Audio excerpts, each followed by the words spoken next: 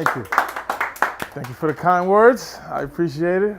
Thank you everyone for coming out. I really, this is my first time presenting actually, what I do on this type of scale. I'm usually very introverted and I just work. So, I spoke to Issa, we had a conversation and, he said, it's time for you to start growing people around you and other agents and bringing the people up so that you can uplift and just empower. And that's what it's about. That's what this company is about. So thank you for coming out. So real estate investing. So a lot of people, want to get involved. They don't know how. They either don't know how to get deals. They don't know how to fund deals. They don't know how to get money for deals. And it's a formula, right? It takes a lot of work. This is not for the lighthearted. It's not for the person who wants to put minimal action in and just cruise along. Just from an agent's perspective, I'm sure all of you at this point now have put in major work just to even get to this point. So real estate investing is no different. Now, I'm gonna start with just, giving you guys a general idea, and then we're gonna get to the nuts and bolts from, how to find deals, how to finance deals, how to evaluate what is a good deal, right? Like a lot of us, maybe have money right now. You may have money right now that you may want to put to work, but you don't know what's a good deal, and you may be scared to pull a trigger. And that's what people want, right? That's what investors want. They don't want everybody in the mix, right? Because the less people that are involved, that means the more opportunity just for the small few that get these dividends and keep reinvesting. So, and also let me introduce my wonderful wife who put this whole thing together. I can't even take credit for it, but so we can go to the next one. So this is what people think when they think of real estate investing, right? You got this guy, he's on his phone, he got his car, he's on a plane, everything is good. Life is good, right? It's like, oh my gosh, he gets all the money, he makes things happen. And then you have the reality. So this is an aspect of what we go through. And I'm sure at any given time, if you guys are in this industry and really grinding out hard, you have felt like this. Maybe not to this extreme, but you have felt like this. So the key is to actually be somewhere in between, because you are going to get stressed out and there is success, but you want to balance it out. So you don't want to feel like this. If you put together process and you actually utilize it, then you won't feel like this. Although I do feel like this more than usual. But yeah, so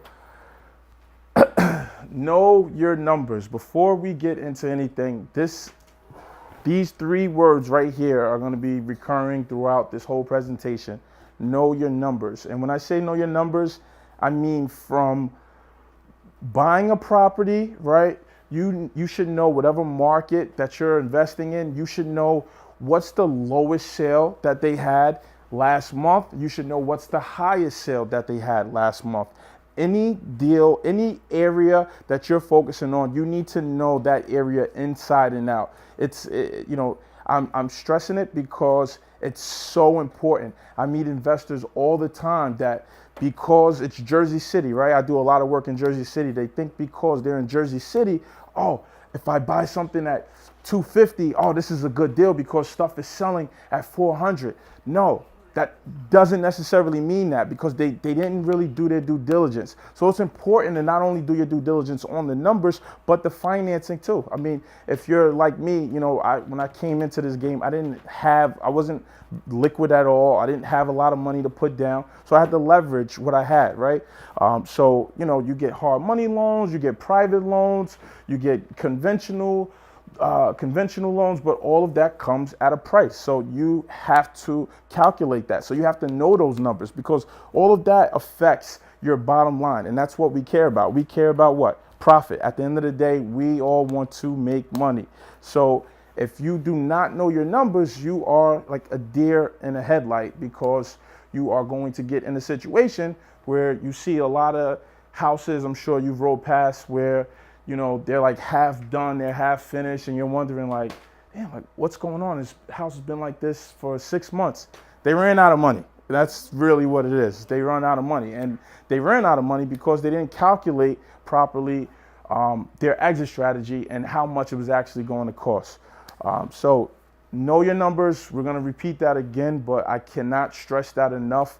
Really research and do your due diligence to learn the market. Study the MLS, study Zillow, study YouTube, anything that you can do to get leverage on a competition, because there are tons of offices out there, tons of investors, tons of agents that do what we do. So you want to get the edge.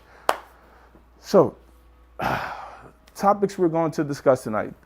What type of real estate investor are you? What type of investor would you like to be? Type of investment deals. There's so many different types of deals. Do you want to invest in single families, multifamilies, commercial property? Evaluating the deal. Like I said, we're going to break down from start to finish what's a good deal, what's a bad deal. Financing a deal, right? Like I said, everybody doesn't just walk around with $100,000 in their pocket. So we use other people's money, OPM, to leverage what we can do and how many more deals we can do with other people's money. But you still have to calculate and finance that in the course of the deal. And then finally, we're going to have some research and tips, and I'll give you guys some online resources that you can use right now and start applying that if investing is what you want to do. So what type of investor are you? Do you want to do a fix and flip? Now, fix and flips there's several types of fix and flips. So you have some people invest in one families, and usually the house is vacant or it's delivered vacant at the time they come in, they gut it out, or they, just patch it up, whatever they need to do, and they put it back on the market. So if that, that's for a certain type of investor. That's one specific way. Some people like multifamilies. They don't deal at all with one families at all. So you got some people that like to buy properties with tenants in them and get a return as they're fixing it up. So they may have somebody living downstairs, somebody living upstairs. I bought properties with tenants in them.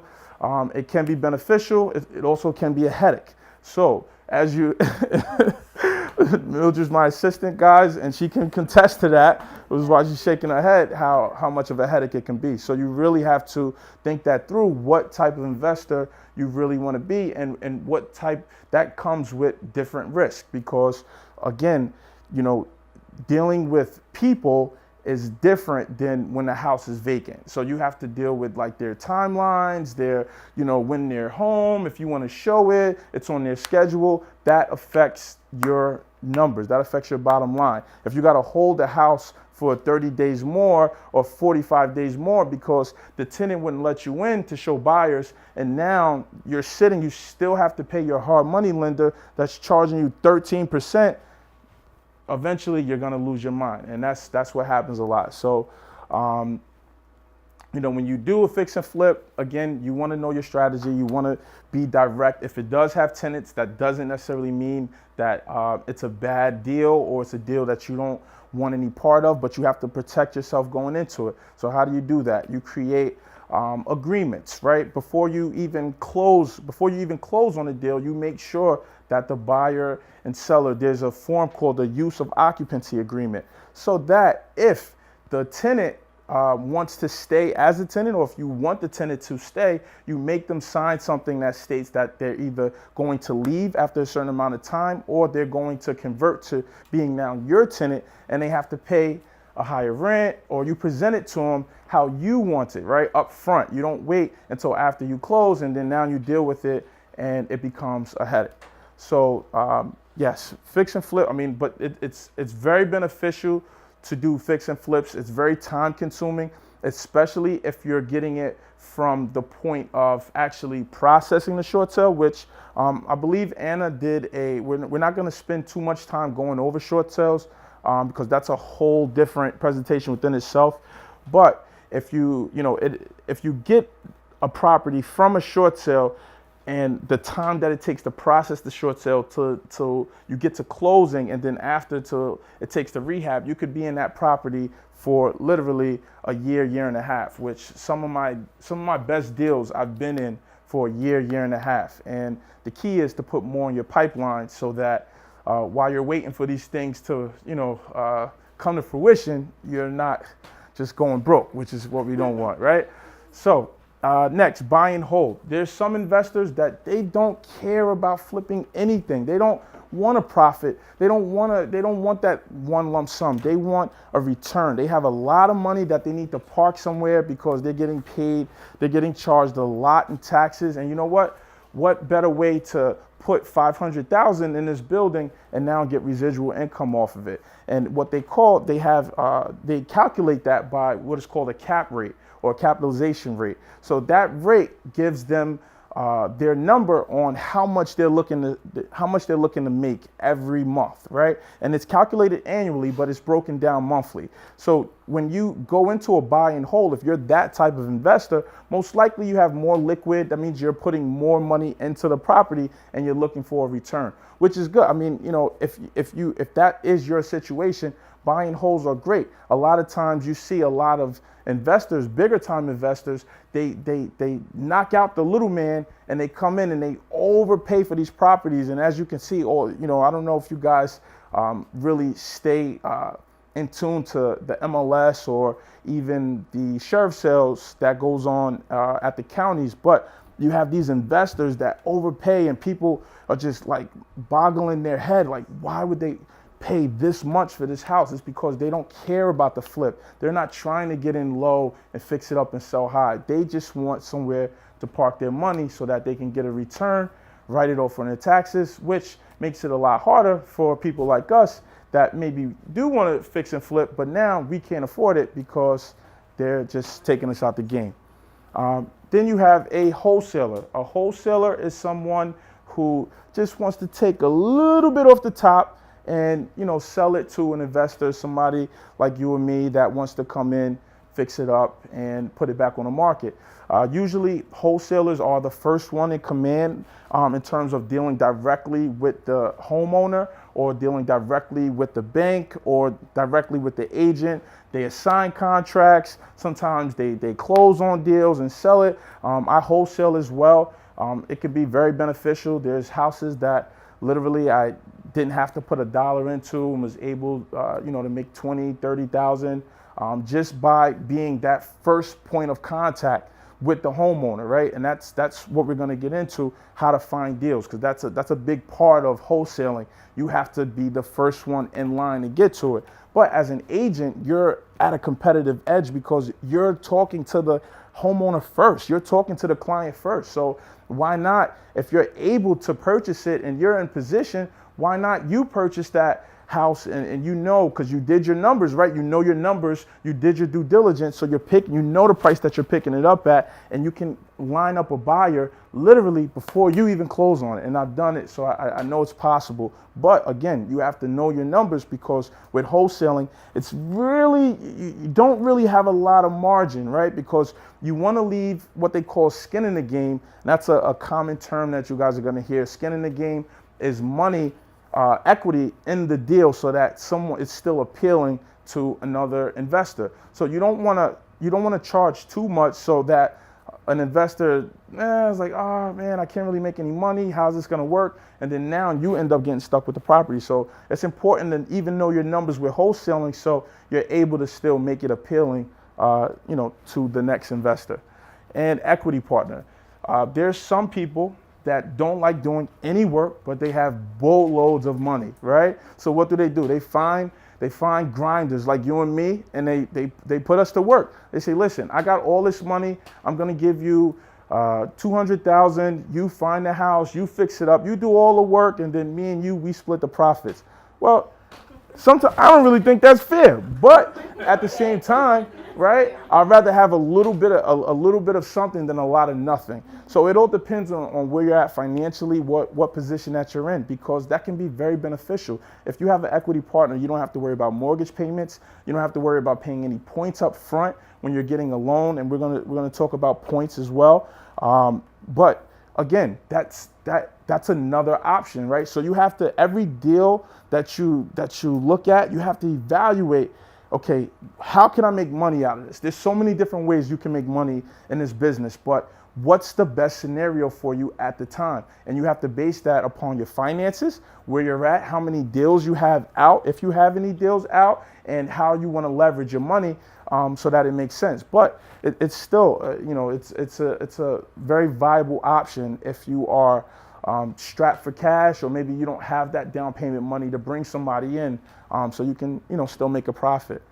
Okay, so what type of investment deals are there? So there's so many, as you can see, but we're going to start with short sales, because that's what I specialize in. About 99% of my business is all short sales. I contact homeowners directly, and these are all people that are in distress, that are in the process of losing their home. So they have to make a decision. So they're very motivated, and you always want someone that is extremely motivated, that's not going to waste your time or your energy. So with short sales, I've seen that, since the homeowner really doesn't have another option besides going into foreclosure, they're usually willing to work with us real estate agents to process a short sale, and also in the process potentially get relocation money back, and they can also avoid foreclosure, which is very beneficial. You have REO deals, also known as real estate owned. Those are bank-owned properties. So what happens after the property goes to foreclosure, the bank buys it back, usually for $1 or whatever at the auction. So once that process happens, they hire what they call asset managers to now relinquish this debt and get it off their books. So they have this group, they have this inventory, they hire an asset manager, and this asset manager works with real estate agents to put these houses on the market. And people buy them. Sometimes they have bidding wars. Sometimes people have relationships with the asset manager, and you never see it. People like you and me will never see it. So that's why, I call asset managers like ghost managers, because you hear about them but you never see them. Literally, one of my title guys, he said, "Oh, I got an asset manager in New York. I can get all these deals." Still, never seen one deal, never seen anything. So I still don't know about these ghost managers, but they're still an option. And if you build your relationships up and you start meeting people, you can get, again, it's about getting an edge on the competition. So if you can meet an asset manager, somebody that has access to these deals, and you can put the pieces together. Maybe you have, if you go back to the other slide, maybe you have an equity partner. So now you have the money, and now you have the deal, right? So sometimes it's about just putting those pieces together to make it happen, because that's what it's about. Estate sales, right? Who's more motivated to sell a house than someone who's dead? They don't own it anymore. They have to get rid of it, right? So that creates opportunity. So what happens once that person dies, the court, they assign what they call an executor to oversee the estate. So that person has to now, work with an agent, which is us, and put it on the market, and now, sell the property. Because again, most of the time, if the person, I've been doing this for a while, and very rare, maybe 1 out of 10 times that I've seen a person that's actually passed away that left a house free and clear with no mortgage on it, right? That's what we all want. We wish grandma or auntie would just leave us a house free and clear with no mortgage on it. It's very rare, doesn't exist, and if they do, hug them and kiss them, because that's love. But 9 times out of 10, the house has a mortgage on it. It's going into foreclosure. So now someone is left to clean up the pieces. So what does that mean? That means that, okay, this not knowledgeable person who's inherited this debt that now they have to take care of, we as agents have to come in, throw on our capes, and come in and save the day, right? And in process of that, why not create opportunity for ourselves? Why not? If we can process a short sale during the estate sale, because you still can, a lot of people aren't aware, you can still process a short sale even if it's an estate, right? There's some documents that you have to provide to the bank, but you can still process them. Those are great opportunities. As you can see, divorce sales, right? Husband and wife hate each other, right? They don't want to deal with each other at all. And I have a few of these situations, so I know personally. And you have to be the liaison, the mediator, the referee, to keep them, counselor, psychiatrist, all of it, all the above, to keep people to keep their emotions at bay and to just guide them through the process because they're upset emotionally.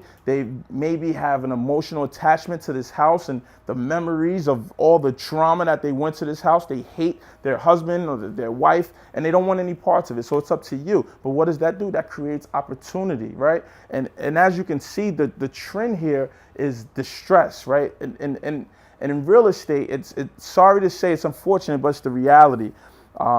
We benefit off other people's misery and other people's, heartaches. They're down, all of their problems. We can benefit from that and create opportunity. So it's up to you to recognize that when you see it. And obviously, we're not going out asking people, hey, are you happy in your marriage? Hey, are you sick? Are you thinking about dying? Like we're not going out asking those questions. But when the opportunity arises, we have to be able to, recognize those opportunities and capitalize on them. That's why it's so beneficial to know how many different angles you can actually play it to make money. Because every deal you're not going to do, right? But every deal you can. Every deal you're not going to buy, but every deal you can actually process and, make something out of it.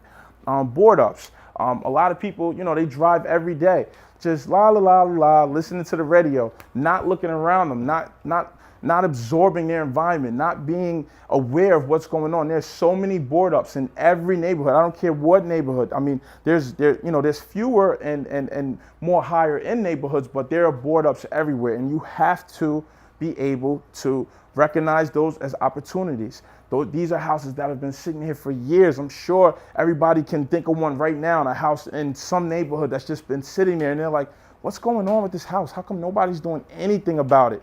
You should do something about it. You should do the research, find that owner, track that owner down, and try to either process a short sale. If they don't have a mortgage on it, that's great. Offer them, put a contract on it, negotiate with them, find out what they want. You never know. I mean, I should tell you, I don't care where we have to go. I don't care what we have to do. If there's a board up, I'm stopping the car, pulling over, hopping out, taking a picture. And if my phone dies, I'm having her write the address down. She can vouch for that because I do that often because I don't like to let anything slip through the cracks because it's all opportunity. This is what we do.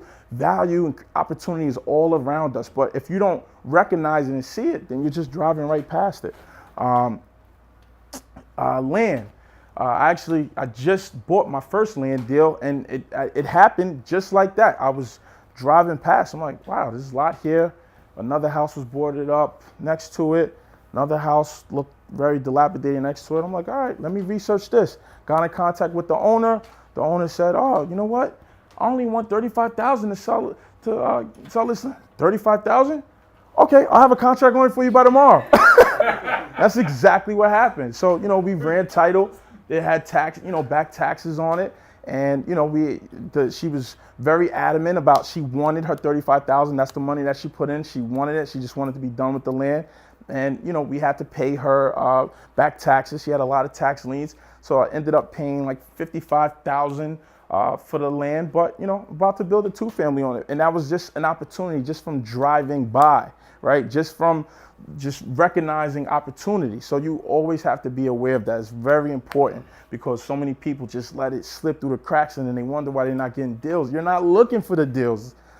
Please look for the deals. And then retail sales, like I said, going back to that investor who's looking to buy and hold, depending on what your financial scope is, a retail deal may not be bad for you. If you can get a 3-family and you calculated your cap rate and you did these numbers and you broke it down, maybe you could buy something on the market. Things that are on an MLS doesn't necessarily mean that it's a bad deal. A lot of times from an investor standpoint, we don't want those deals because, again, there's no skin in the game. There's no way for us to make money. But if you're coming from a different financial approach and you just want to park your money somewhere and get a return, then something on the market may not be bad because, again, it's about knowing your numbers and creating that opportunity for yourself.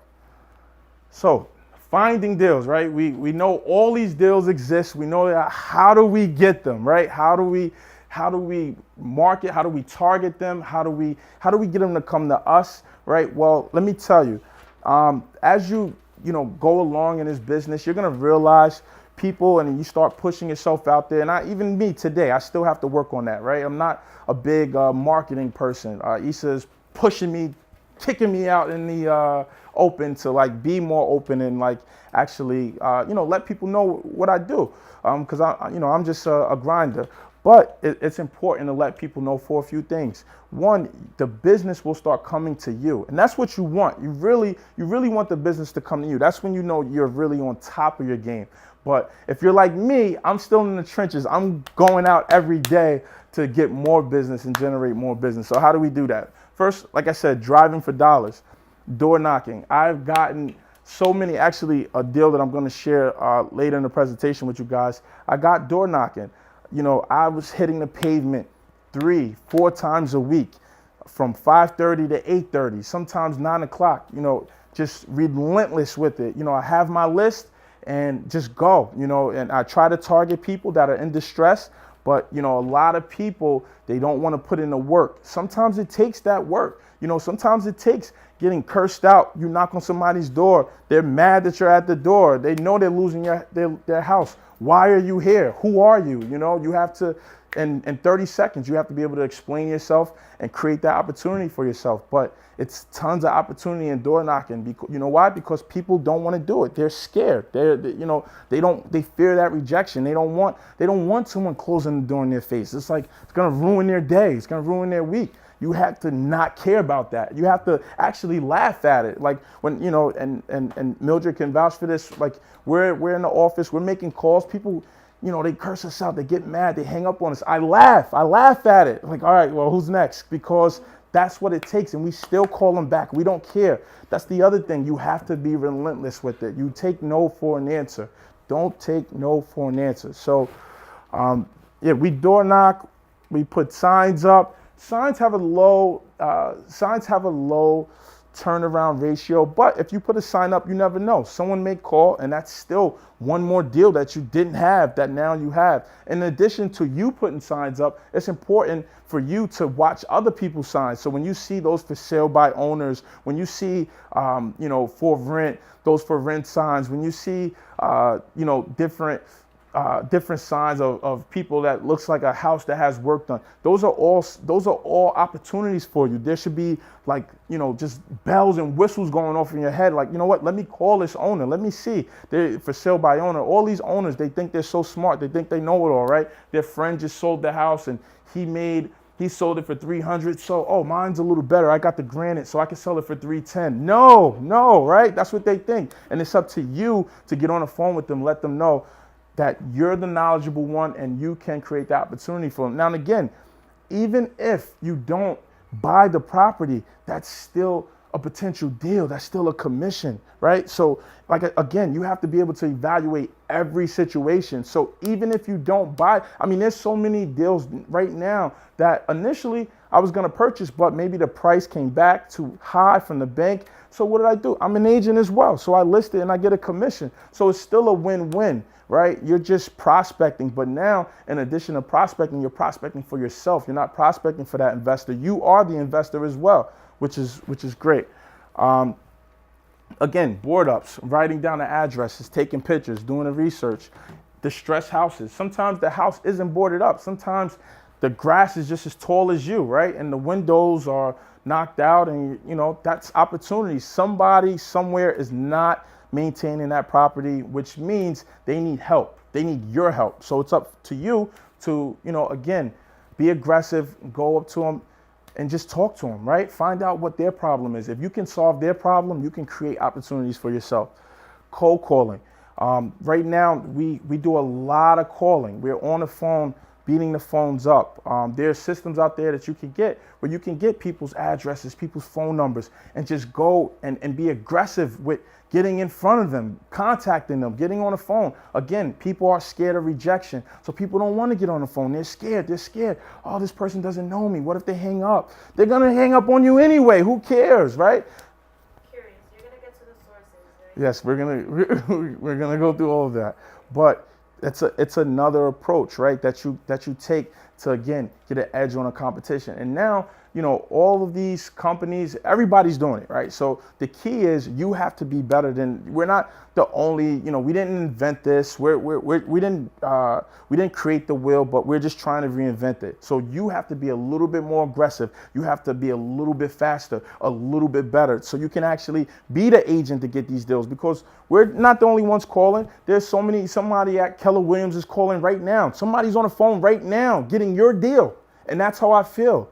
I'm telling you, I feel like that every day. If you're not calling, if you're not prospecting, you're losing out on opportunities. Even though you can't see them, even though it's not in your face, you're still losing out on it. So you definitely want to keep that in mind. Referrals, sphere of influence, right? That's one of your biggest initial marketing standpoints. Everybody around you, at least that in your immediate circle, should know exactly what you do and exactly how you can help them and everybody else around them. I mean, I've gotten tons of deals just from being the real estate guy, right? Like, oh, who does real estate? Oh, yeah, Saeed does real estate. And being able to recognize the opportunities, whether I can help them directly or not. But at least now they're coming to me with the option first. So now if I'm, referring them, if I'm referring them out to Hashim, if I'm referring them out to Leslie, now at least we have options, right? We're working together. We're creating that synergy, right? If you can't benefit off of it, I can't benefit off of it, then hey, let somebody else win, right? That's what it's about. And again, that comes back around. Again, asset managers. These ghost managers, if you find them, let me know, please. We can do a lot of deals, but if you do find them, they create opportunities for you. Networking events. This is probably one of the most important things. If you are not attending any networking events, then you are going to lose in this business. Bottom line. From an agent perspective, from an investor perspective, if you are not networking, meeting people, Provident Legacy is a great organization, but it's a huge world out there. And you want to let them know how good Provident Legacy is. You want to let them know how good you are as an agent. And you're not going to do that just being here, just looking at your laptop, just doing research all day. You have to get out there. You have to mingle, meet people, pass out your business card, let them know exactly what you do. I've got deals. I've worked with agents that had deals, and I was able to put buyers and bring deals together. And, a lot of times, you talk to agents, they have their own investor network, and you can't really get in that circle unless they see that you're serious or if they worked with you before, but you can still create opportunity. So what happens when you go to the networking event, you establish a relationship with an agent. Now that agent has a new listing, right? But because you guys have established rapport, they're going to let you get first access to it. They're going to let you bring your buyers to it first. It's still creating opportunity. Maybe not necessarily from an investment standpoint, but what if they have a short sale? There's so many agents out there that don't know how to process short sales. They just don't know how to do it. Or they know how to do it and they don't want to do it because it's very tedious. It's very time consuming, the follow up. And again, you're not even guaranteed to get paid. You're not. You can do work for 6 months, and I've done it, and it sucks. I'm being honest. And the house can still foreclose on you, and you put all this work in. You called the bank 50 times. You yelled, you screamed, you cried, and you still lost. So you have to keep working. But if that person can get you that deal, then that's still opportunity. So you always want to network. I'm a part of NJ, the New Jersey Real Estate Network. They meet once a month in Garwood.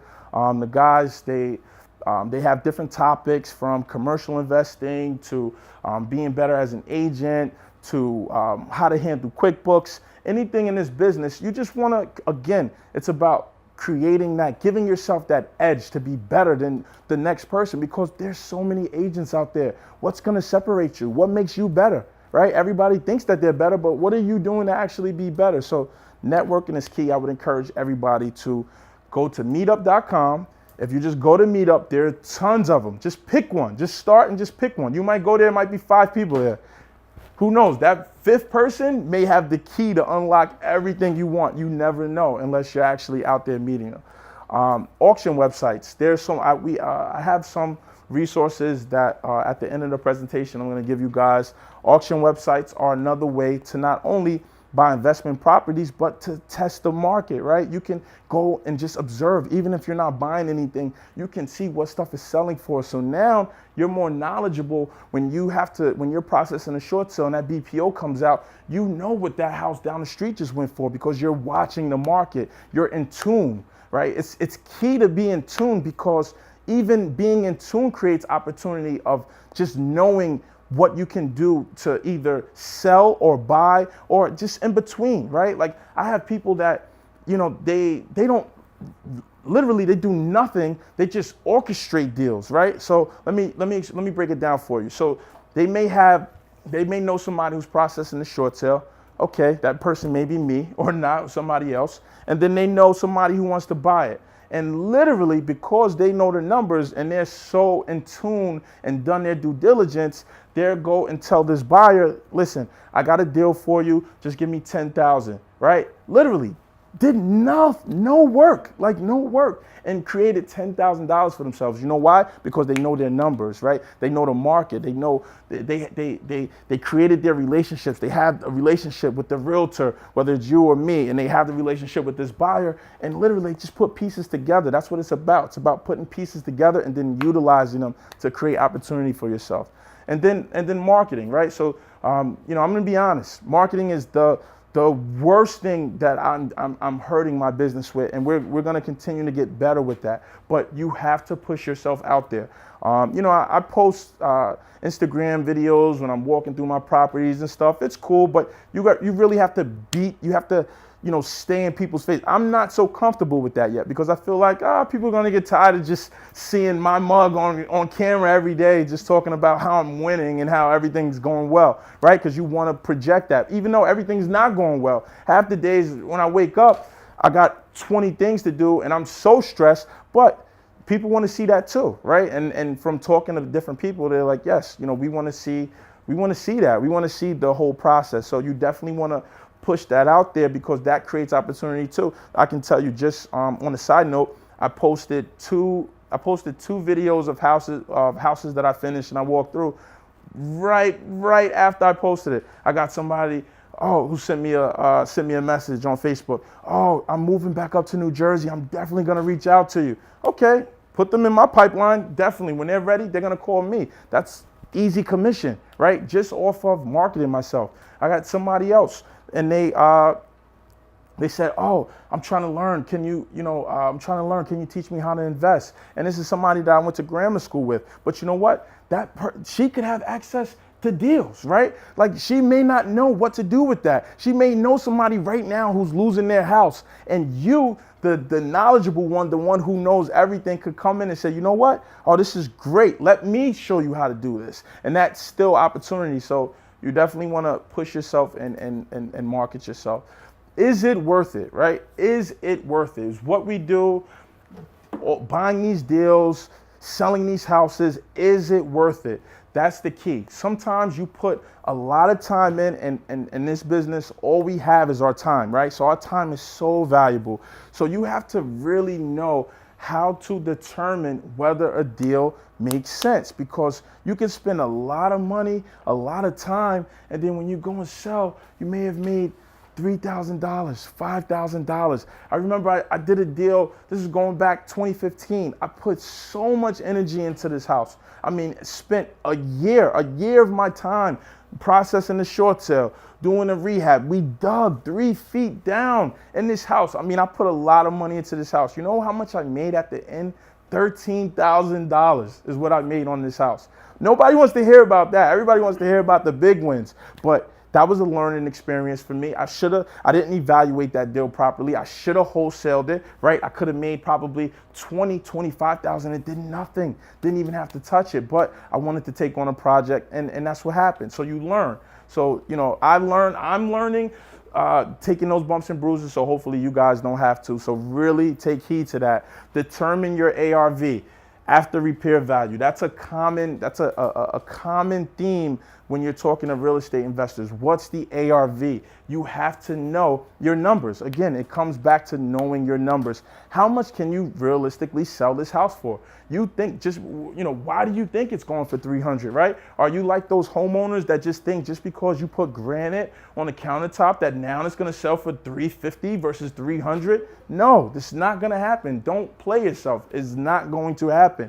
Know your numbers. You have to be very aware. You have to know exactly what sold on the lower end, and you have to know what sold on the higher end. So when I go into a deal now, we actually start from the back. I evaluate a deal from first, how much can I sell it for before before I look at the beautiful price of whatever discount I think that I'm getting. How much realistically can I sell this house for? Because am I going to buy this house for 300 and only be able to sell it for 350, even though I have to put 30,000 into it and still have to pay commissions and still have to pay financing fees? So you have to really evaluate whether these deals make sense.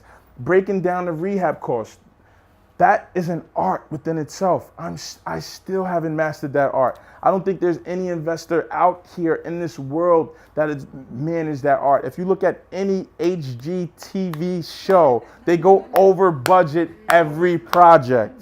And if they don't, then it's just scripted for TV, because that just doesn't happen, because you evaluate based on what you can see. But in real estate, there's so many unforeseeable things that can happen. You don't know what's going on behind the walls. You hope there's no termites, right? You hope the wood is not rotted, but it could be. Now what happens? You can't sell a house that has rotted wood, and now, they don't want to buy houses from you anymore. You're the rotted person who sells all the rotted stuff. So you gotta be aware of that. And determining your financing options, that's so key. Right? Does this deal make sense? Should you use a hard money lender? Should you use a conventional lender, which we're going to get into? Should you use your private money guy that you know? Should you do that equity venture that's going to take 50% of your profit? But you don't have to worry about putting out any costs. You have to look at the whole scope when you're doing every deal. How should I approach this? That's the number one thing. Before you put a contract on anything, right? Once you set your sights out on a property, you should be looking at these three things to really determine how this is going to make sense for you. Okay, determining your ARV. Location. Location is probably the most important in regards to determining ARV, in my opinion, because you can have the same 3-family. Let's take Bayonne, for example, that goes for maybe $400,000, right? Oh, nice beautiful, immaculate 3-family. You put that same house, you put it in Jersey City Heights, that house is going for $900,000, more than double. Why? Location, supply and demand. Where are people buying at? Where's the activity? You have to know that. That's what comes back to doing your due diligence, knowing your numbers. Every house, it could be the same exact house. You put it in a different location, it's gonna be worth more. A lot of times, not because of the cherry wood cabinets that they put in, or the nice limestone. It's just because of where it's at and what people are, where people is, real estate is really trendy too. You have to keep in mind, like right now, everybody wants to be in Jersey City, right? You talk to anybody. I got investors that blow my phone up every day. Oh, what do you got? What do you got? What do you got? And they don't even realize why they want to be here. Why do you want to be here? Right? Because everybody's here. These aren't even really where the good deals are, because it's so saturated right now and everybody's buying. But it's so trendy. The condition of the property. Do you know what ARV stands for, guys? ARV? Value. Okay, good. After renovations, value. Okay. All right, just want to make sure. Cool. So, condition of the property, also very important. You have to be able to walk into the house. And now, again, you are not a contractor. We're not expecting you to be contractors, but you have to get to the point where you can determine, okay, estimating how much is this really going to cost me, right? As you walk through. I mean, if you have a contractor that you can bring with you on every time you go to look through a house, then that's great. Then you're doing better than the best. But, 9 times out of 10, you have to start by yourself and, you walk through these houses and you have to be able to evaluate them. So again, you need to be able to know how much does a sink cost? How much does a toilet cost, right? How much is it going to cost me for new granite, new cabinets, right? And be able to put those things together to give yourself a round ballpark figure, because that number is definitely going to change 100%. But at least now you have a foundation, okay? Evaluating the comps in the area. Right? Again, knowing your numbers. If you have your feet to the pavement and you're really locked in, you're going to know your numbers in and out. So automatically, you evaluated the comps already. So you're not even thinking about that. But you have to know, okay, what did this house sell for down a block? What did the house sell for around the corner? That's going to determine what your value is for your property. Days on the market, right? How long has this house been sitting on the market? That matters, right? It matters because, you look at it, it's a good deal to you, but the house has been sitting on the market for 95 days. Okay, what does that mean? Well, take a second look, right? It doesn't necessarily mean that it's a bad deal, right? It could be that there's an oil tank in the house, and so many people are scared of oil tanks. They're so scared, even if it's contaminated, right? Oh, maybe the soil is contaminated. No one wants to touch it. But if you're knowledgeable, you can be the one to touch it. You can be the one to come in and still scoop up a good deal. But you have to determine if it's been on the market for so long, why, right? Let's give that second look to make sure that, one, you don't put yourself in a bad situation, and two, you didn't evaluate it wrong, and now you're stuck with a property that you really have no equity in. And then the level of activity in the area. There's some towns you go to, literally, there may be 10 deals going on in the town.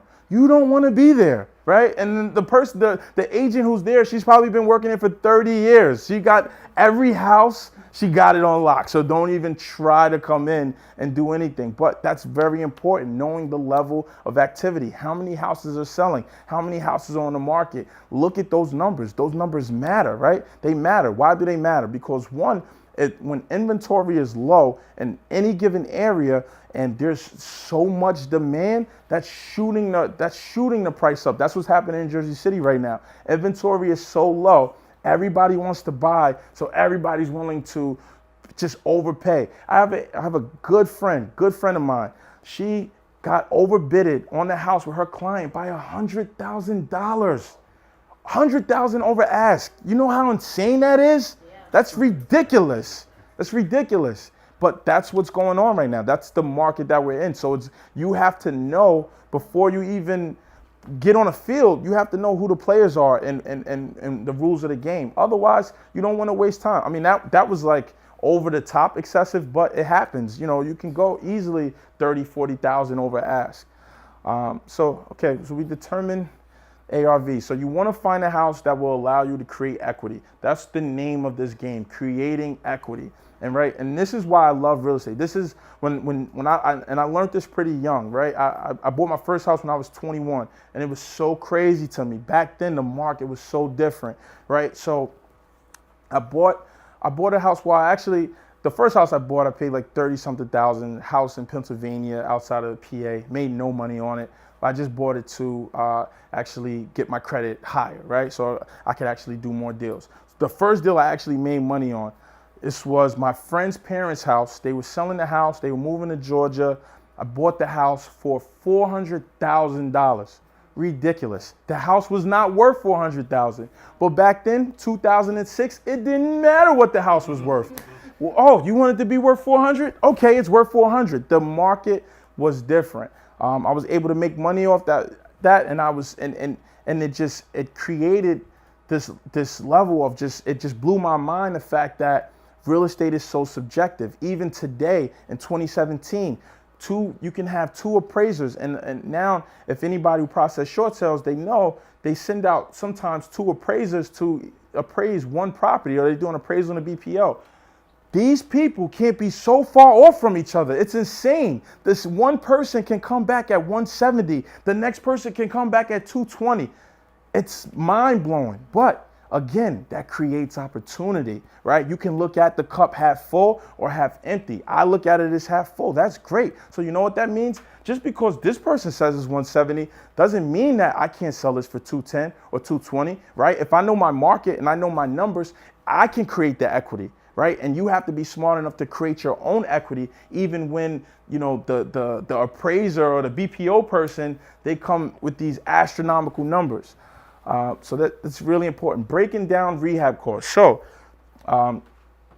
you have to identify what improvements need to be fixed, right? What really needs to be fixed and what doesn't need to be fixed. There's sometimes, I mean, even me personally, there's some times that I didn't necessarily need to do a gut job, but I did it anyway. And maybe I cost myself some money. I look at things from a heartache perspective because I've bought property that I didn't do those repairs, and then I ended up having pipes bust, all types of leaks, phone calls 1 a.m, you name it, I've probably been through it. So now, you know, a lot of times with my properties, I just go through, I fix everything, right? Unless I know that it's in really, really good condition. But sometimes that's hard to tell. So that's why you bring that professional with you to evaluate it. What level of service will I need? Will you need an electrician? Do you need a plumber, right? Do you need a landscaper, someone to come in and do the siding? You have to determine that, right? So you're the facilitator, you're the orchestrator of all this. So you have to put all these pieces together to, you know, to get the job done. Estimate improvement course, hire a professional, you're gonna do it yourself. Some people are handy, right? Like, you know, my man Jacob right here, right now, if he got a house, he's probably fixing it himself. He learned everything, he knows everything already. So, you know, everybody's different. Everybody has different skill sets, and you have to know what you can and what you can't do. I got friends who, you know, they're very handy, but, you know, if I put them in a gut job scenario where they had to do everything, they would lose their mind. So it's important to know what you can and what you can't do, because that can ultimately just kill your whole deal if you're not aware. Determine the time frame. How long is this going to take, right? Why does that matter? Because you're still paying your utilities, your taxes, your insurance, your mortgage. This stuff doesn't go away just because you're not finished with it, right? So you have to be aware, how long am I going to be holding on to this property? I'm going to have to pay for these things, and this house is still not fixed. So you want to have a good estimate of that before you jump into it, so that way you're not halfway through the job, like we discussed before, your house is just sitting there for 7 months because you ran out of money to fix it, which nobody wants to be in that situation. But again, if you're a bulldog like me, that creates opportunity, right? We like to see that, just not us, right? So it's important to know that. So the other thing, a little tidbit, you're always, the house, your rehab projects are always going to cost more. So make sure you put in a 10% buffer for all of your projects. You want to have that cushion. Again, every project that I've ever done has gone over budget. It's not because I don't know how to add or subtract or multiply and divide. It's because there are unforeseen things. Royal City, my guys over here, they did a project for me. We're into the project. I get a call from Jacob. Oh, Saeed, yeah, man, we were looking at the roof. It looks like you're gonna need a new roof. A new roof? You know how much roofs cost? You know, so that was something that was unforeseen. I couldn't foresee that. I had to pay an additional, what was it, 6,000, 6,500? Right? Almost. Thanks. Yeah. Oh, yeah. Actually, yes. Actually, it was. Yeah. Actually, it was my boy Duda. Yes. So you know. Then when we got there, the chimney was compromised, so they have to rebuild the entire chimney again. Right. Rechannel. You know, it's right. a problem. So and that. Then you don't fix the roof properly, then you're leaking all over your property. Right. Everything. All this. We should add to that. So a surprise has multiple surprises. So he got a phone call about $8,000, but sometimes you miscalculate. That $8,000 call is more because there's an additional month of work that has to be done, right, which has more utilities, more taxes, more insurance, and mortgage payments. He mentioned, does anybody know like what a mortgage payment is with hard money lenders at 13%? We'll do a quick.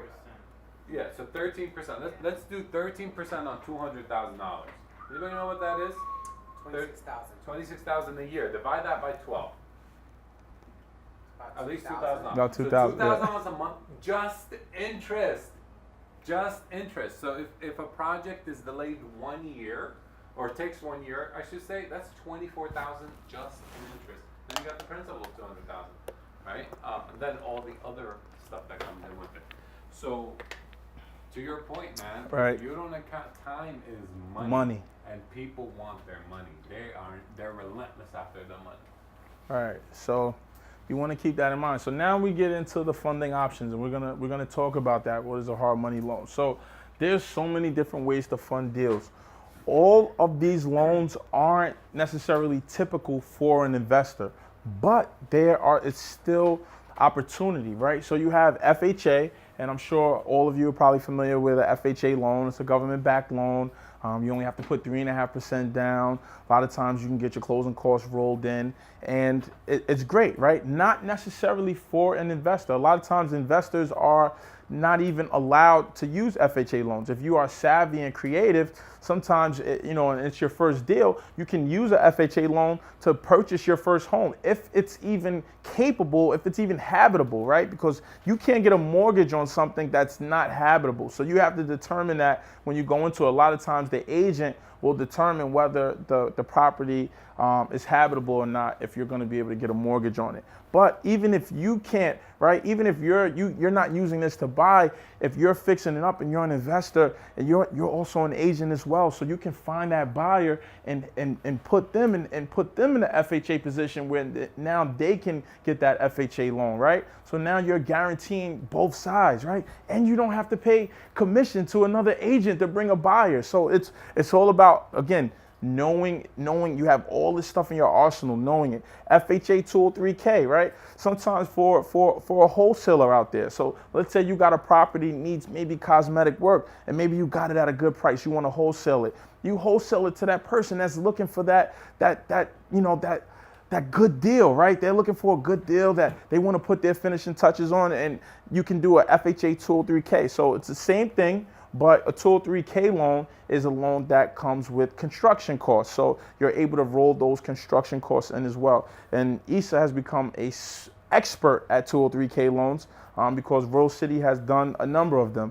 But it's another way, something else in your arsenal that you can present to a client. And if you're a wholesaler, now you're going to have to wait a little longer for that FHA loan to close, but you're just putting that deal in your pipeline. A conventional mortgage, right? A conventional mortgage, usually you're putting 5 to 10% down. Usually not as stringent as a FHA loan. Now, sometimes a lot easier to get. They don't ask for, as many documents sometimes, and they don't scrutinize the file. It's not as much investment mortgage where you have to put 25 to 30% down, right? So those mortgages are good for a few reasons, right? Every one of these has advantages and disadvantages. And again, you have to know what's good for you, for your finances, for your specific situation. If you have the 25 to 30% to put down, and you have the documents, the tax returns, the bank statements, and everything that goes into doing a loan with a conventional bank, then an investment mortgage is going to be great for you because the interest rates are a lot lower, right? So now that same project that you're getting into, right, now you don't have to worry about those $2,000 payments. Your payment may only be, $600, $700, interest only, right? So now that gives you more flexibility. That puts more money back in your pocket. But the downside to that, a lot of times these loans are harder to get. So what does that mean? That means that's more time. That's more time that somebody else can come in and swoop your deal up from you, right? So you want to know when those things are viable and when it's not viable, when you have to make other options. A private money loan or private money loan. So there's several different ways that people have private money. So what is private money? Private money is exactly what it is. It's private. So that means it comes from an entity that's not public, but only made available to you, right? That's what we want. Money that just comes to us that we can use to purchase deals. So what does that mean? You can, if you have a family member that has $200,000, maybe it's just been sitting in their bank account. Why not give it to you, the real estate expert, right? To put it in the market, buy a property, fix it up, and they get a return on their money, right? If someone has a 401(k), a lot of people don't know, they can pull that money out, invest it in real estate, make a bigger return, right? You do get penalized. Talk to your accountant about that. I'm not claiming to be an accountant, but there are ways, right? You have to know options of what you can do. Now, there's certain ways. In addition to that, you can also meet people as well who want to get in real estate, who have boatloads of money and they just want to get a return. So it's up to you. Again, networking, right? So you get out there, you let people know what you do. I'm an investor, I'm an agent. These are the returns that I give my clients. Have your know your numbers. So when you talk to them, you make sense, right? Oh man, their eyes start lighting up. Oh man, I could get these type of returns. They're probably getting like 0.02% right now in their savings account, and you can offer them 10, 12, 13%, right? And now you have your deals funded 100%. What's better than that? And there's a few different ways that you can structure these deals. So you can structure them from a joint venture aspect, where again, they put up all the money, they put up all the renovation costs, and you guys split the profits. So that can be good if your margin is lower than, comes in lower than what you expect. So that may work out better for you, because now you're not, if this person or this entity is not going to eat up all of your profit because you guys are splitting it. So whatever you get at the end of the day is going to get split. At least you're going to make something, right? So that's good for certain scenarios. Again, you have to know your numbers to know what is the best deal for you. And there is debt versus profit. So debt is basically, if I give you 200,000 and you get a percentage off of your 200,000, right? Which is the type of deals that I like to do, because, I work hard for my profit and I want that to come back to me, and I think it should. But every deal is different, every investor is different, and every lender is different. So you want to make it appealing to who you're talking to. There may be some deals where you may have to give up more equity to establish that relationship, but you have to determine if that makes sense for you at the time. Versus profit sharing. Now, hard money loans. Hard money is exactly how it sounds. It's hard. It's really hard, but it creates a lot of opportunity. Hard money loans are lent from private institutions.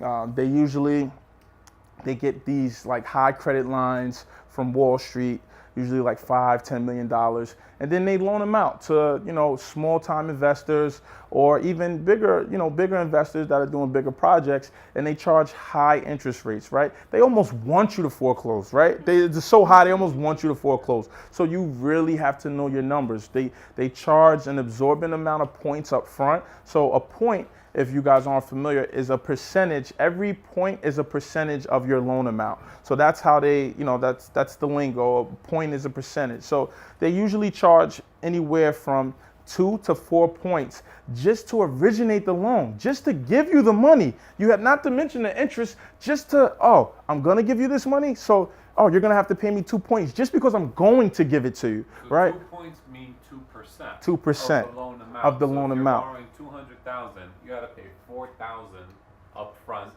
just so that they could write the loan, not to give you the money yet. They're writing it still. Right. They're figuring it out.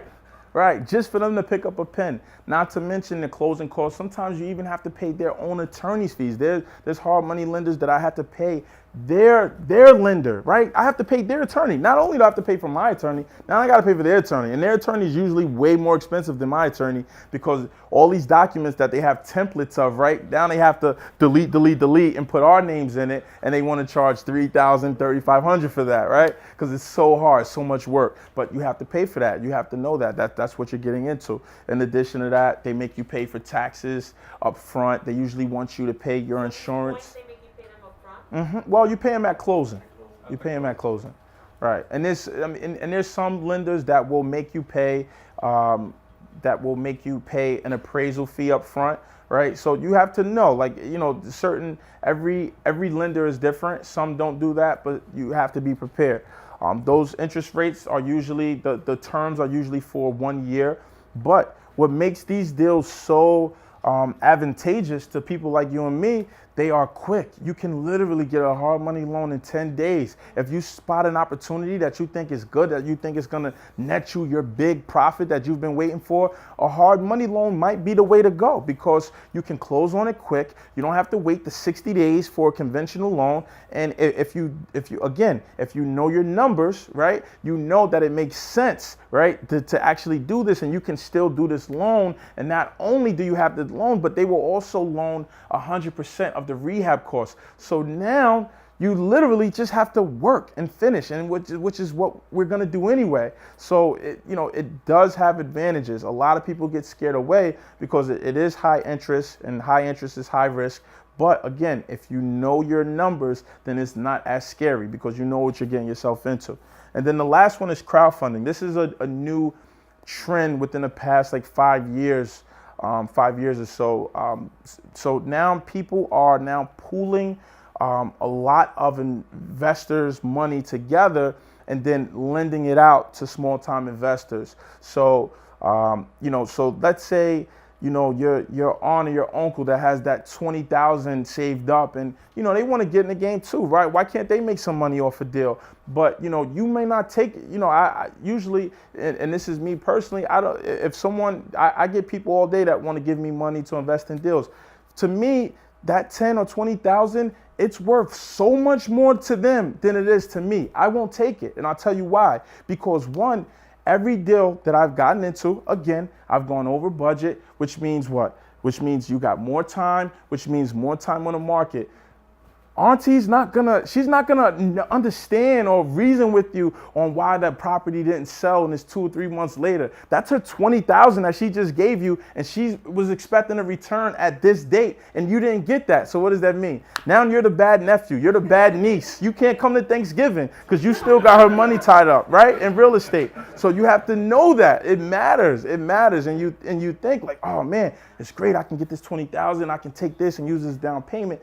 Think before you just take that person's money, because it may be more important and valuable to them than it is to you. It's not, people look at money as just a number. Sometimes there's an emotional attachment with that as well.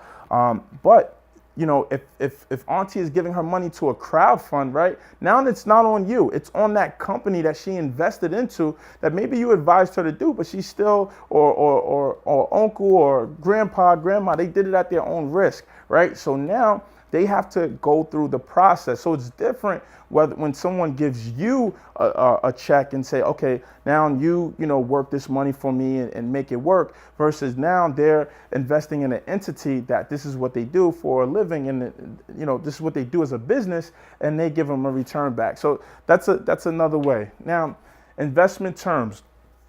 When you're speaking to investors, even from an agent perspective, these are things that you want to know. What is the cap rate, right? What is a cap rate? What does that mean? So a cap rate is what you're going to actually, your net annual income on your property divided by, based off of what you paid for it, right? So you calculate that by dividing what your net annual income will be, not the gross, what's your net. So what does that mean? That means after your mortgage, after your insurance, after your taxes, all those expenses, your utilities, you divide that by the purchase price, and that's how you get your cap rate. And that's very important, especially for going all the way back to the beginning, the buy and hold, right? The buy and hold investor. They care more about cap rate because they're holding on to this long term. So they want to make sure that they're getting a significant amount of return on their investment. So it's very important. Loan to value, right? What is loan to value? Loan to value is the ratio used to calculate your mortgage loan amount. How much is the bank willing to loan to you based off of the value, right? And every program has different loan to values. They call it LTVs. Get used to hearing. If you're not familiar with it, get used to it, because that is how investors, lenders, that's how they talk. LTV. What is the LTV? So for a investment property, an LTV is typically 75%, meaning you have to bring 25% down, right? For a hard money loan, an LTV is usually 80 to 90%, meaning you have to bring 10 to 20% down, right? LTV on the FHA loan, right? Meaning that it's 97%, you have to, or 96.5, you have to bring that 3.5. So that's how you calculate LTV. It's a very common term that you definitely want to know. Vacancy rate. Whenever you're getting an investment loan, these bankers, they always want to prepare for what's going wrong, what's going to go wrong. So they calculate that, right? You may not calculate that because you know you're the superstar agent, you're the superstar investor. I'm going to rent this out first month, no problems, right? But they calculate that. Usually a 5%, they calculate that they take off of your income of what you're expected to make for a vacancy rate. And they calculate that into the budget to make sure that it makes sense. So you want to make sure that you also calculate that when you're doing your numbers so that when you present it to them, that all your numbers make sense. So a vacancy rate is the percentage of all available units in a rental property that are vacant or unoccupied at a particular time. And if you own any property or have owned, you know you're gonna have some vacancy, right? Maybe not in a 2-family or 3-family where you see less turnover, but if you have a commercial building with 5 units or more, you are going to see some type of vacancy. So you want to make sure that you calculate for that. Okay, again, know your numbers, right? We're going to talk about, that's such a recurring theme. This business is all about knowing your numbers. You want to know your finance numbers. You want to know your deal numbers. You want to know your commission numbers. You want to know, right? You want to know everything. You want to know everything you can possibly know so you do not railroad yourself into a bad deal. I can't stress it enough. You have to do your due diligence. Literally, there are days where I just sit in front of my laptop and just look and scroll through the MLS, see what's being sold, see what's under contract, see what's active. You want to be able, when you run into these agents, you want to be able to have that dialogue with them. You know, right? You're in tune with the market. You're in tune with what's going on. That gives you confidence, right? That they want to deal with you. Oh, this person knows their stuff, right? They're on top of it. They told me about a house that I didn't even know that sold for $900,000 and just broke a record, right? In a certain area. So those type of things give you power, right? When you're having these conversations. So know your numbers. I can't stress it. So here's an example of a property that I bought I closed on in 2016. I actually started working on this deal. When was that? The summer of 2015. We were door knocking. I dragged my wife out door knocking with me because as you become familiar and more experienced with this, I realized sometimes a female's touch when you're going up to people's doors makes it a little bit more sense. Now, mind you, I've gone to hundreds of doors by myself and I've gotten deals by myself, but adding a female, it's a little bit less aggressive. People are more apt to, especially if you're as beautiful as she is, then people just want to open the door, right? People want to open the door for you. That's what we want. That's what we care about. So, we door knocked, and this is why you have to keep your foot on the pavement, because you never know when a deal is going to happen. We were door knocking in this area. This is in the Heights, right? New York Avenue. This is Jersey City in the Heights. We were door knocking this house. At the same time we were door knocking this house, the owner of this house, who actually lives in Florida, happened to be up here just at the house, right? We just happened to just catch him at the perfect time. So what happened? We start talking. He immediately just starts talking to her. She has no idea what she's talking about. But I'm like, we're in. So he invites us in. He's like, oh yeah. And he's like, I'm working with an agent, but this agent, they haven't gotten back to me. They haven't done anything. I'm like, okay, well, you know what? Here's how you have to release that agreement and get out of that and start work. I will check to see if your listing has expired or not. This agent didn't do anything. So long story short, we picked up the house. This house, I did not close on it until May of 2016. So that's how long I was processing this short sale, right? I got it July or August of 2015. I processed this short sale and it wasn't ready until May of 2016. Not because of any incompetence on my part, because I'm relentless when it comes to short sales, but some banks are just harder to deal with.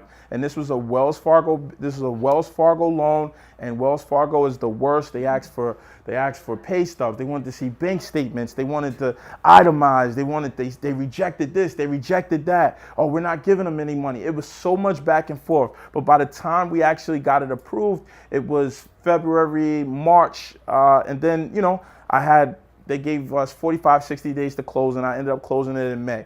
So I bought the house for $360,000. I used private money, right?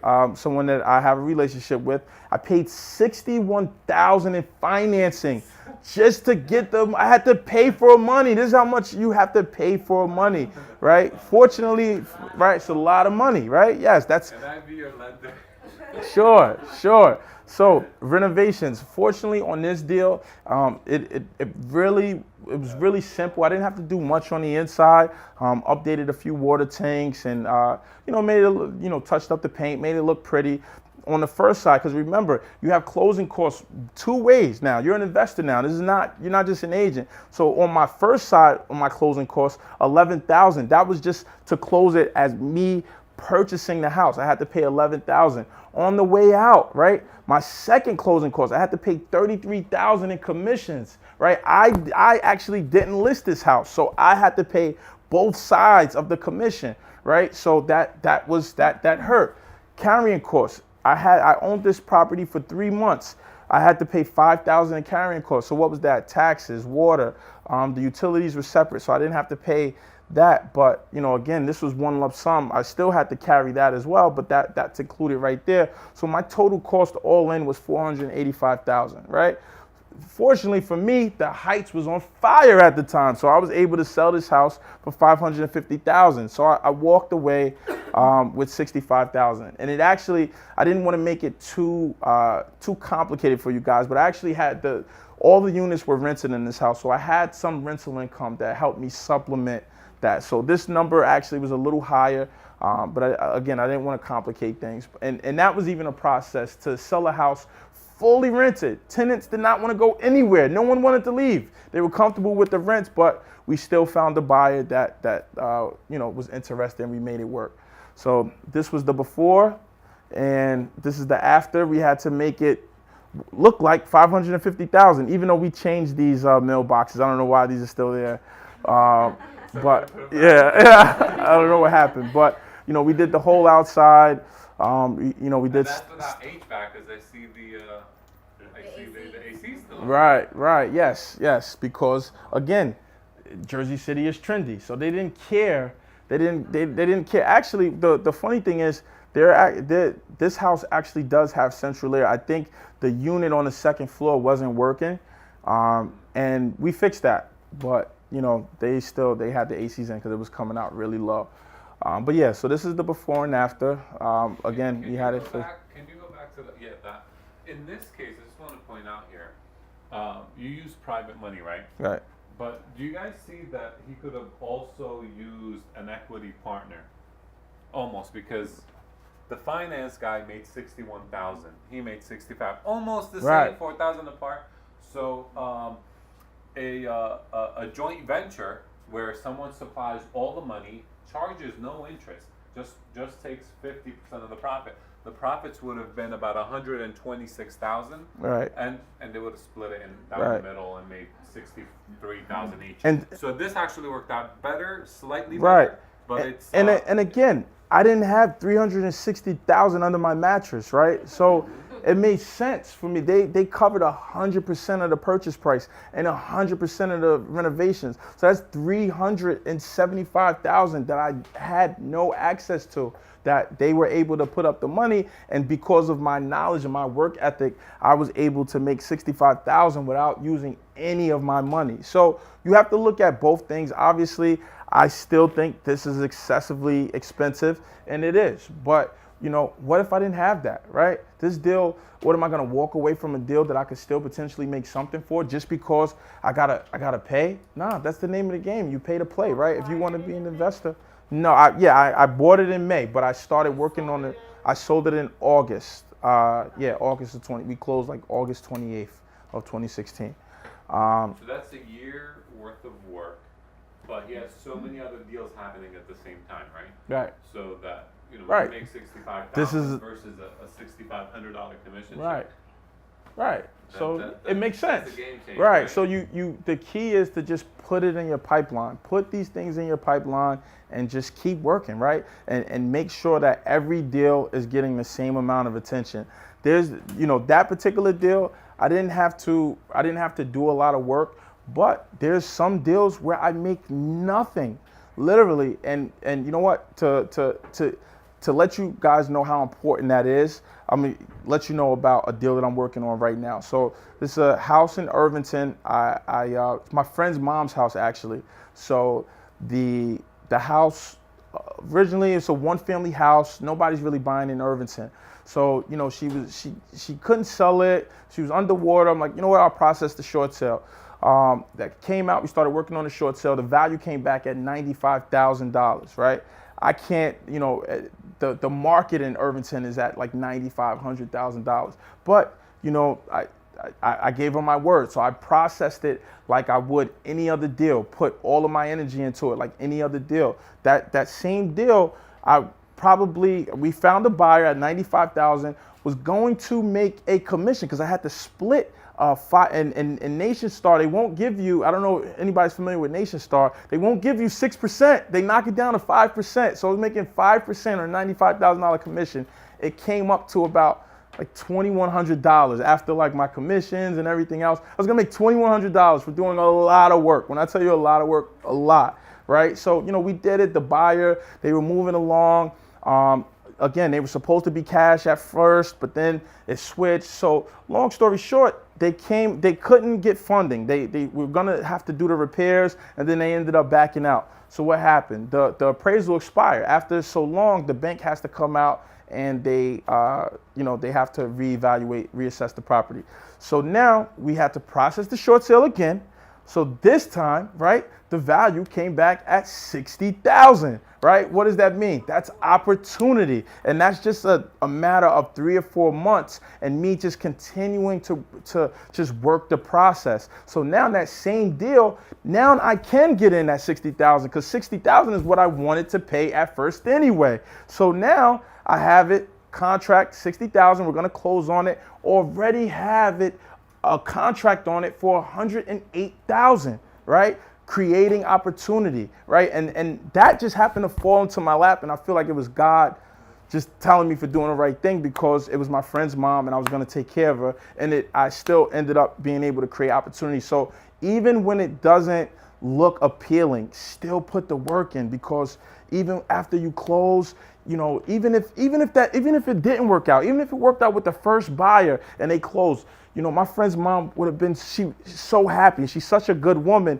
and she was so happy that I was able to come in and work with her. She would have she's gonna refer me to everyone she knows. So, even though every deal doesn't, don't put more effort into the deal that you're gonna make 50, 60,000 into. It's all relevant. It's all, you put it all into perspective. So enough with that. How do you put these pieces together? So you build yourself a power team. What does that mean? You get all these groups together, right? These are all your conglomerates, so you can dominate and take over the industry. You have attorneys. You build relationships with attorneys. It's so important to have a relationship with an attorney that you can call immediately to put when you get something under contract, to be able to go back and forth, right? To start that dialogue with an attorney when a deal starts. That can make or break a deal. If it takes a week before an attorney reaches out, that can kill that. They don't think you're serious. They think you've never done this before. So it's important to have those attorneys on call. Listen, I got another deal. I need you to reach out, send an email to the attorney. Everybody thinks attorneys are God for some reason. And you'll see this when you start talking to these homeowners. They think attorneys know everything. And a lot of them know nothing. But that's a whole nother story. But it's good to have one in your corner that you can call and represent you. A bookkeeper and accountant, knowing your numbers and your books, you have to keep those things together. It's important that you have somebody to hold you accountable to make sure that you are filing your taxes on time and doing the right thing. A title company, I deal with 99% distressed properties. So I'm running into title issues almost every transaction. And when I say everyone, it's been very consistent lately for some reason. So that means judgments, second mortgages, private loans, personal loans, taxes, credit, you name it, it's on there. So you need to have a relationship with a title company, somebody that can go in that you know you work with hand in hand, that can help you just navigate through it. There's times where I had to take matters to my own hands, and I'm tracking down the lender, I'm tracking down the mortgage company, I'm calling the FDIC, I'm on the phone with these people to clear up this title. Otherwise, we don't get paid, right? If this deal doesn't close, we don't get paid. So sometimes you got to really get dirty, but it helps if you have somebody in your corner, like a good title agent that can help you navigate through that. Contractors, this is probably in this business, the most important thing that you can do is align yourself with a Royal City construction company, right? That can come in and really go through your project and not only get it done efficiently, but it's going to be honest with you, right? It's going to tell you that, you don't need to change this plumbing, right? That you may think you need to change it. Or maybe you're a novice, maybe you're not as experienced. You need that person in your corner that's going to be honest with you, that's not just looking for a come up, not just looking for a profit, but they want to build that long-term relationship with you, and they're going to help you evaluate and navigate through. Again, there's in every project, there are going to be unforeseen things that you can't even explain, right? Like UFOs, you don't even know where it came from, but you want somebody in your corner that's going to help you, take a picture of that UFO, and guys can go talk about it. So it's important to have, contract. An architect, most of the time now, municipalities, even when you're just upgrading minor things, they require that you have plans. Right, you gotta have plans. Just like who's talking to architects. You gotta have an architect that you're familiar with, that you can just call when you have a project that requires more than just cosmetic work. And it's important that they get back to you quick, because you need those plans to submit those permits to the city, and that that within itself can take 3 weeks to 4 weeks. So you have to calculate for that. So you want somebody that's going to be on it, just like you're on it. An insurance agent, right? I have an agent that I work with, in Jersey City.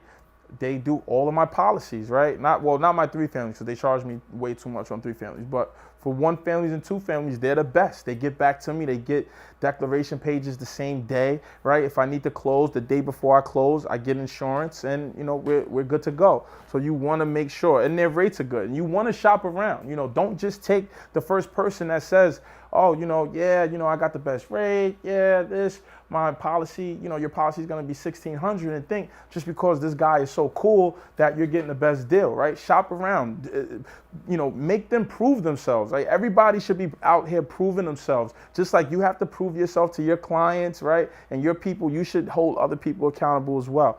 Lenders, again, shop around. There's so many different hard money lenders. There's so many companies out there to choose from. You want to make sure you're getting the best deal, regardless of what you're doing this deal anyway. So you want to make sure if you can, put 10% down instead of putting 20% down, that's a big difference, right? That's more money in your pocket. That's more money that you can go and do another deal with. So you want to make sure you're shopping around for the best lenders that are going to give you the best rate and the best opportunity to make more money. And then other real estate agents, again, networking. It's imperative that you create you have a community of people that you trust, that you can call and bounce ideas off of, right? You get a new deal. Your friend that does all the deals in the Heights or downtown. They're killing it. You know what? I got a new deal. Let me call them, see how much this house could sell for, right? Let's talk about it, right? Let me see. Maybe I can give them first dibs for their buyer, right? We can work together. It doesn't even have to hit the market, right? That's what we want. We really don't want our properties to hit the market. If we can work amongst each other and just, keep the business in-house, that's a win for all of us. So you want to create that synergy amongst each other where everybody's working together. So resources, and a few of them that aren't here, I'm gonna give to you guys as well, because we didn't put everything up here. So realtytrack.com. This site is literally, it's been my bread and butter for years and years in this business. You get pre-foreclosures, you get foreclosures, you get auction dates, you get homeowner information, sometimes homeowner's mailing address, sometimes you get deed, when they purchased the property. So you get all this background information, and what does that do? That makes you more knowledgeable and confident when you're going to purchase, right? When you're going to put in that contract. You want to make sure you have all the information that you can. Salesweb.civilview, that's the sheriff sale list. That is imperative if you're looking to do deals and you want the most motivated people that you can work with. People on the sheriff sale list literally have their hands behind their back because they can't do anything else. So again, these deals are very, the stress level is high, is very time sensitive. Literally, I've lost out on deals. Sometimes, sometimes you got to go before the judge because the date is so close. And the judge, I don't know if anybody's dealt with the judge in Hudson County, but he's a piece of work. And it really depends on his mood for the day and what he had for lunch. And that could determine whether your deal is saved or not. And you have to be prepared. But, sheriff sale list, another asset that you can use. I know that most of these don't have phone numbers, correct? It just has their address and the owner's Right. name. So, as I'm thinking, obviously you would mail them. What other ways do you find to get in contact with them? Well, we're gonna talk about it. After we get through this, we're gonna talk about that. So, homepath.com. This is a website that's backed by Fannie Mae. It's a lot of bank-owned properties on this site. A lot of short sales. Sometimes when they're processing the short sale, Fannie Mae requires that the house go on homepath.com, but this is an auction website, right? So you can go on and you can see houses that are selling, and it's opportunity. Everybody doesn't know about it, right? So there's a lot of investors that do, but even if you don't actually bid on something, you can still go on and see the activity, see what's going on, make yourself more knowledgeable. Auction.com, another site that certain servicing companies use, even when you're doing a short sale. So sometimes, even though you're processing a short sale, they will still make you put it on an auction site just so they can get more activity. So they don't care about your buyer. So what? You got a buyer at 150, 175. They want you to put it on the site so they can sell it for 275 and 300. And that investor that I told you about before can overpay, right? Because he doesn't care. He just wants somewhere to park his money. So, you have to be aware of that. But still, a good tool, a good site to be aware of. Xhome.com. It's another site, similar situation.